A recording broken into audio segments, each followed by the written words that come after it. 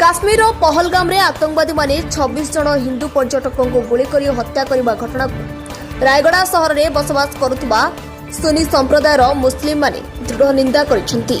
हिंदू धर्म को टार्गेट करी जो भली हत्याकांड रचागला ताहा अति अमानवीय और निंदनीय। এই ঘটনাକୁ ଆମେ ଖୋଲାଖୋଲି ବିରୋଧ କରିବା ସହ ଆତଙ୍କବାଦୀ ସଂଗଠନ ବିରୋଧରେ ଦୃଢ଼ କାର୍ଯ୍ୟାନୁଷ୍ଠାନ ଗ୍ରହଣ କରିବାକୁ ଭାରତ ସରକାରଙ୍କୁ ନିବେଦନ କରୁଛୁ। ରାୟଗଡ଼ା ସହର ମୁଖ୍ୟ ବଜାରସ୍ଥିତ ନୁରାନୀ ଜାମିଆ ମସଜିଦରେ ଆୟୋଜିତ ଖବରଦାତା ସମ୍ମିଳନୀରେ ନୁରାନୀ ଜାମିଆ ମସଜିଦର କର୍ମକର୍ତ୍ତା ସୂଚନା ଦେଇଛନ୍ତି। ସମ୍ମିଳନୀରେ ସଭାପତି शेख जलील खान ଏହା କହିଛନ୍ତି, ଆମେ ସବୁ ଭାରତ ମାର ସନ୍ତାନ। ରାୟଗଡ଼ାରେ ହିନ୍ଦୁ ମୁସଲିମ ଖ୍ରୀଷ୍ଟିଆନ ସମସ୍ତେ ଏକ ଭାଇଚାରାରେ ଅଛୁ। ଆଉ ଆଗକୁ ମଧ୍ୟ ରହିବ। ଆମେ ପାକିସ୍ତାନର ଏଭଳି ଉଗ୍ରବାଦ କାର୍ଯ୍ୟକଳାପକୁ ଦୃଢ଼ ନିନ୍ଦା କରୁଛୁ। ପୁରୁଷ ଧରି ଆମେ ଏଠାରେ ରହି ଆସୁଛୁ।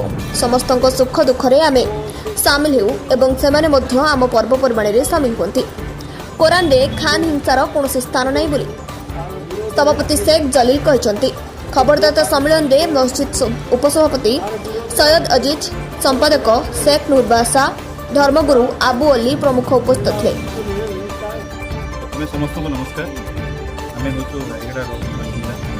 बहुत वर्ष है देखुवे मस्जिद अच्छी गोटे भाईचारा सह आम रायगड़ा में बसवास कर किसी दिन तले जो काश्मीर में घटना घटी आम समस्त मुसलमान भाई समस्त दुखित अच्छु कहीं निरीह लोक मान जो प्रकार अत्याचार से जो मारी अटैक कर घटना पर आम समस्ते बहुत दुखर अच्छु। आम एत वर्ष है देखुचु एमती घटना केबे भी हो ना। प्रथम थर है आमको बहुत दुख लगुच।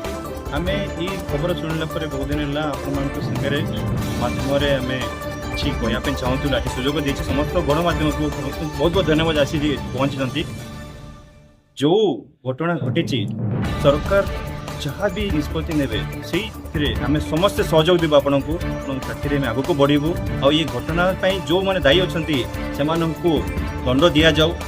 यहाँ आम जनवाई आज एत लोक आसी आप सामने कहूँ यही विषय आम आपणकर सहयोग मागुचु कहीं समस्ते आमर गोटे ही अच्छी आम भारतर ये जो भारत माटी जन्म होगी आम आज जो बढ़ीचु आम माँ हूँ भारत आउ से माटीर आम पिला माने तो आमर ये जो भाई माने जो सीटी मृत्युवरण कर समस्त परिवार को आम सांत्वना जनाऊँ।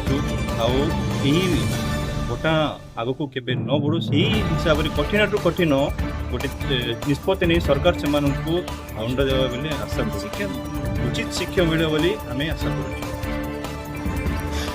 Rayagada Prafulla Kumar Behera report, republic Odisha.